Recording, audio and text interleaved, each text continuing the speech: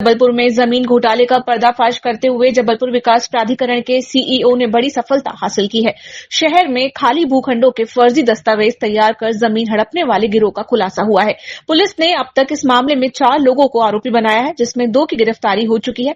पकड़ा गया एक आरोपी शुभम उर्फ गोलू फर्जी दस्तावेज तैयार करता था। पुलिस का कहना है कि अन्य आरोपियों की भी जल्दी गिरफ्तारी होगी। इसमें कुल 4 आरोपी जो है नामजद बनाए गए थे। इसमें से एक आरोपी शुभम और गोलू ठाकुर को हमने गिरफ्तार कर लिया है। और गिरफ्तारी के पश्चात उससे पूछताछ के पश्चात जो भी है उससे जो दस्तावेज हैं जब्त किए गए हैं, उसके द्वारा बनाया गया फर्जी जो है प्रमाण पत्र और फर्जी वोटर आईडी, आधार कार्ड वगैरह उससे जब्त हुए हैं।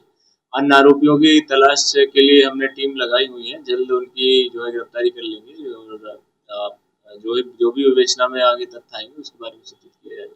ये इसमें कांग्रेस नेता भी है।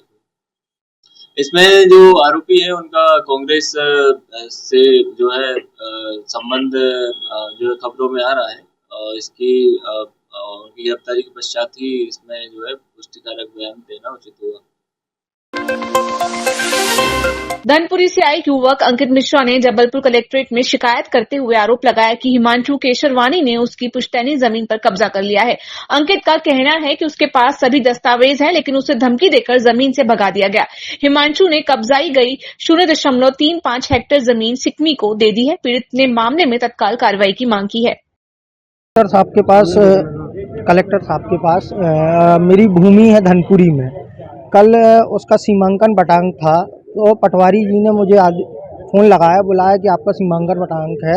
जब मैं वहां पहुंचा मौके पे, तो जो मेरी ज़मीन पे कब्जा किए हुए हैं गोपाल केसरवानी, उनका लड़का हिमांशु केसरवानी, जब मैं वहां पहुंचा तो वो बोलते हैं कि ये ज़मीन से निकल जाओ, नहीं तो यहीं गाड़ देंगे तुमको, ये वो। फिर मैंने अपने वकील साहब से संपर्क किया। मैंने बोला मैं यहाँ आया हूँ तो ऐसा। फिर जब मेरे वकील साहब आए तो फिर उन्होंने बात की। पटवारी ने फिर मौके पे पंचनामा बनाया और फिर हम लोग यहाँ से आए और मेरी ज़मीन पे वो अवैध कब्जा किए हुए हैं। इसीलिए मैंने आज कलेक्टर साहब को ये आवेदन दिया है और मैं उनसे निवेदन करता हूँ कि जल्द से जल्द मुझे मेरा कब्जा दिलाया जाए। कितने समय से परेशान है? मैं इस समय 5 साल हो गए हैं और इसी बीच में कई बार मैंने तहसील में अपनी फाइल दी, वो वहाँ से गायब हो जाती थी। 4 बार मैंने केस लगाया। इस बार हुआ जैसे भी, तो सीमांकन के लिए गए तो फिर वही हुआ। वहाँ पे उन लोगों ने बोला यहाँ से निकल जाओ, ये हमारी ज़मीन है, नहीं तो तुमको गाड़ देंगे। ये भूमाफिया लोग हैं वहाँ के बरेला। उनका नाम गोपाल केसरवानी, हिमांशु केसरवानी उनके, और उनके साथ लोग थे अन्य। अपन क्या चाहते हैं? मैं निवेदन है मेरा कलेक्टर साहब से कि मुझे कब्जा दिलाया जाए मेरी ज़मीन का। और ये हमारी पैतृक संपत्ति है, ये सन 1962 से चली आ रही है। आपका नाम? मेरा नाम अंकित मिश्रा है। भाजपा नेताओं जागृति शुक्ला और शैलेंद्र सिंह राजपूत द्वारा जैन समाज पर की गई आपत्तिजनक टिप्पणी के बाद जबलपुर में बवाल मच गया। ऑडियो वायरल होते ही जैन समाज ने विरोध प्रदर्शन किया और एफआईआर दर्ज करवाई। मामले की गंभीरता को देखते हुए भाजपा प्रदेश अध्यक्ष वीडी शर्मा ने दोनों नेताओं को पार्टी की प्राथमिक सदस्यता से निष्कासित कर दिया है। पार्टी अनुशासन के उल्लंघन को लेकर सख्त कदम उठाया गया है।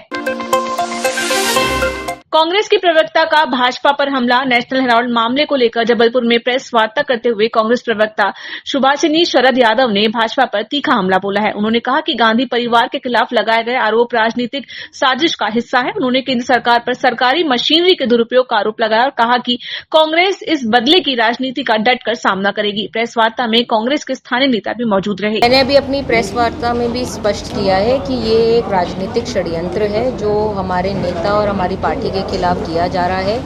नेशनल हेराल्ड जो स्वतंत्रता की धरोहर रही है उसको बदनाम किया जा रहा है और उसका इतिहास मिटाने की कोशिश की जा रही है, लेकिन इस तरह से इतिहास ना बदल सकता है ना मिट सकता है।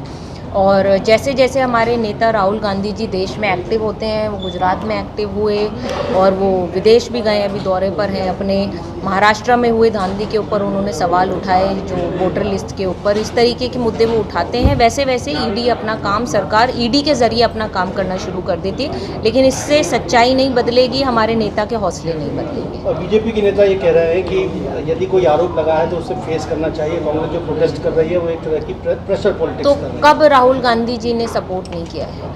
हमारे नेता आदरणीय सोनिया गांधी जी पेश हुई थी पूछताछ में, क्या निकला उसका नतीजा?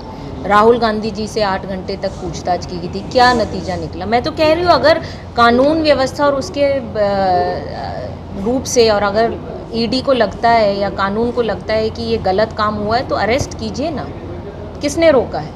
पर आपके पास जब सच्चाई नहीं है, आपके पास कड़े सबूत नहीं है, तो आप इस तरीके से देश को सिर्फ भ्रमित करने जा रहे हैं, जनता को भ्रमित करने जा रहे हैं, लेकिन इससे कोई लाभ नहीं होगा। जनता अब जागरूक है। एक छोटा सा सवाल ले रहा हूँ कि राहुल गांधी जी को व्यक्तिगत हमले भी किए जा रहे हैं, और अभी कुछ देर पहले कैलाश विजयवर्गीय मध्य प्रदेश सरकार में मंत्री है, उन्होंने कहा कि ये गांधी कोई और है, ये बीफ खाते हैं।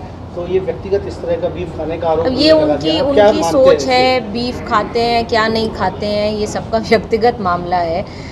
कोई कुछ भी खाए पिए, कुछ भी करे, इस पे हम लोग तो सवाल नहीं उठाते हैं कि और बीजेपी के नेता क्या खाते हैं, कहाँ रहते हैं। हम लोग ये राजनीति नहीं करते, और कांग्रेस ने हमेशा स्पष्ट और सच्चाई की राजनीति करी है, सामाजिक न्याय की राजनीति करी है, संविधान के इर्द गिर्द राजनीति करी है, और आगे इसी मुद्दों पे हम लोग राजनीति करते रहेंगे, चाहे कोई कितने भी व्यक्तिगत आरोप लगा ले, क्योंकि उनके पास और कुछ बोलने को है नहीं। क्या नसीहत देंगे आप कैलाश जी को? नहीं, मैं उनको कोई नसीहत नहीं देना चाहूँगी। मैं अपने पार्टी के लिए खड़ी हूँ और पार्टी के लिए बात करूँगी। Thank you.